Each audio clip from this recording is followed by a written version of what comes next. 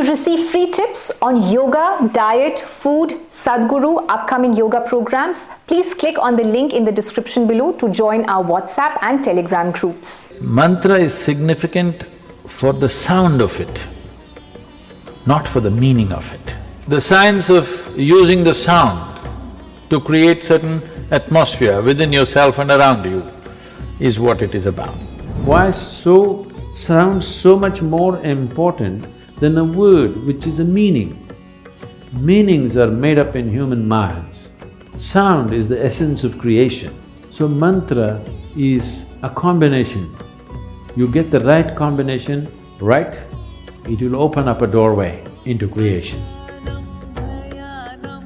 The mantras are a powerful process, but they need to be properly used, properly initiated. Improper usage of sounds, powerful sounds, can cause serious problems.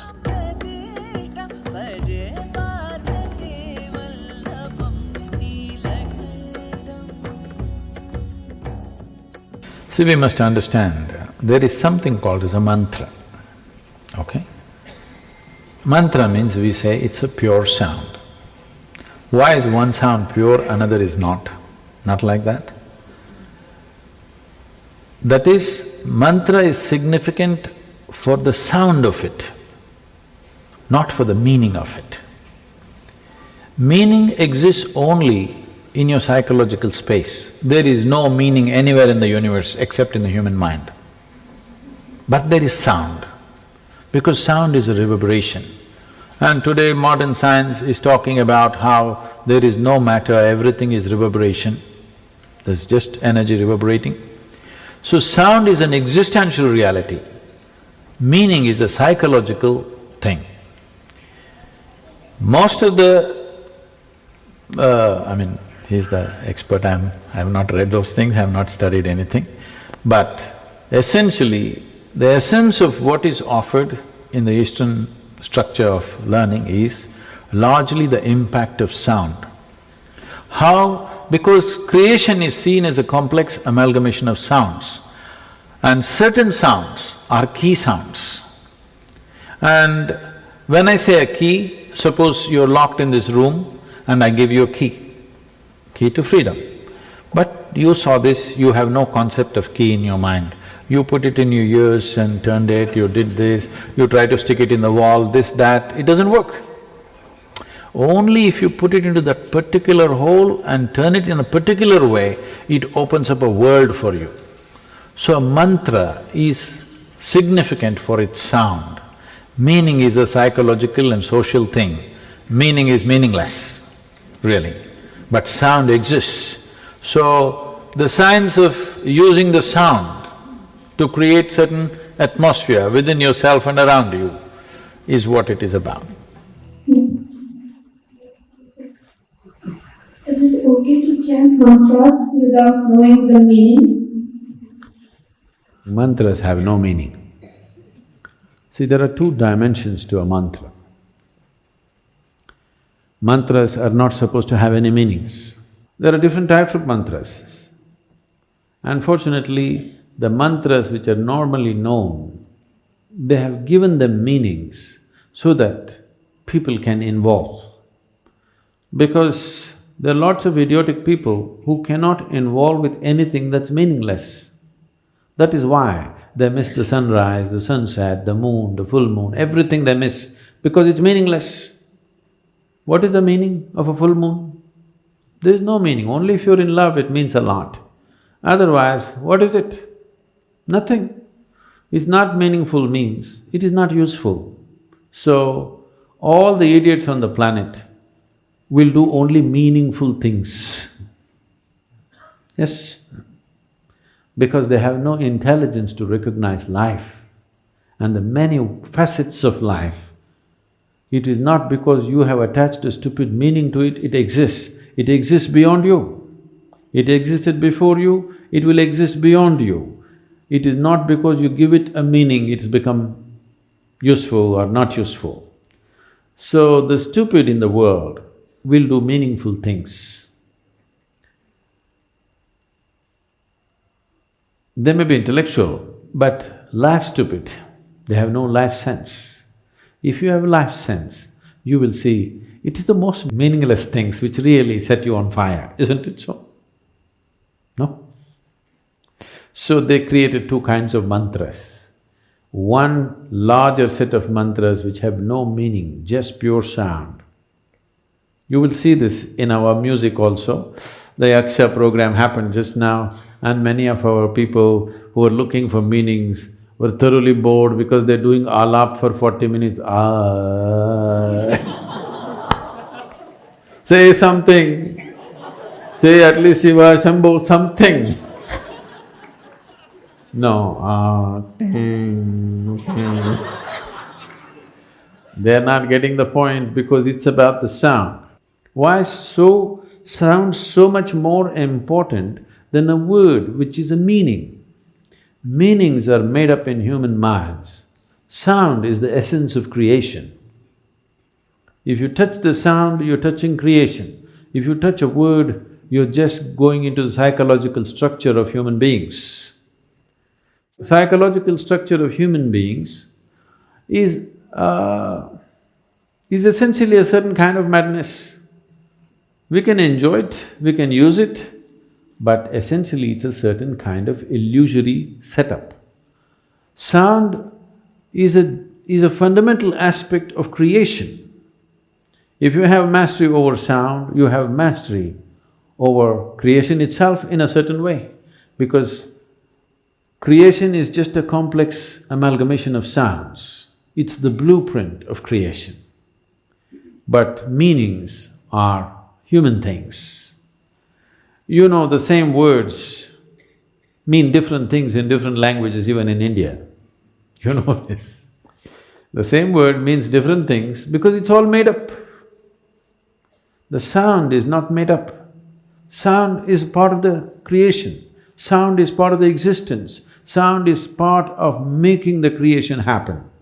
Right now, the whole creation is reverberating in a certain way. You cannot hear it, it doesn't matter. But the words and meanings are a human making. It is meaningful only as a conspiracy. When I say a conspiracy, do you hear what the cricket is saying? What is he saying? You don't know, but they're talking. They're also like you. Some of them are just making sound, just doing alap. Just sound, simply enjoying the sound. Enjoying the creation in one sense means enjoying the sound of it. If you don't have a keenness to listen, if you don't have a keenness to pay attention, you cannot enjoy any aspect of creation, actually. You will only enjoy psychological patterns in your head.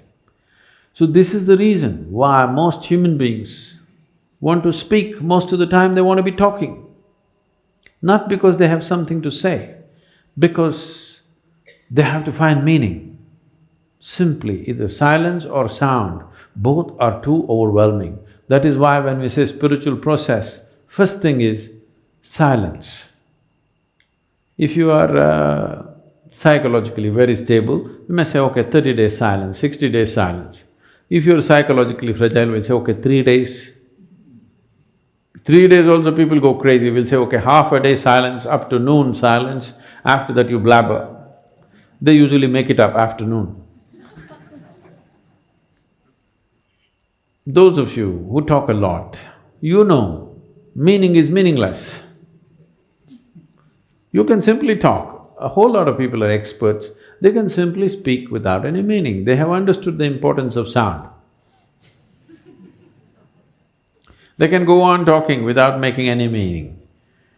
Now, if you were a bird, we would pardon you. If you were this one, we would be okay. Or if you're a musician, you would be okay to make meaningless sounds. If you're speaking, you're expected to make some meaning. So mantra is not to be spoken, it is to be chanted. Chanting means chant is of the sound, not of the meaning. Meaning is of speech, meaning is of the word, written word and spoken word.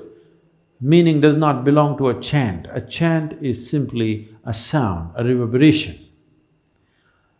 So if the if you do not know the meaning, it's the best way to chant, if you ask me. Simply, absolutely involved with the sound and saying it.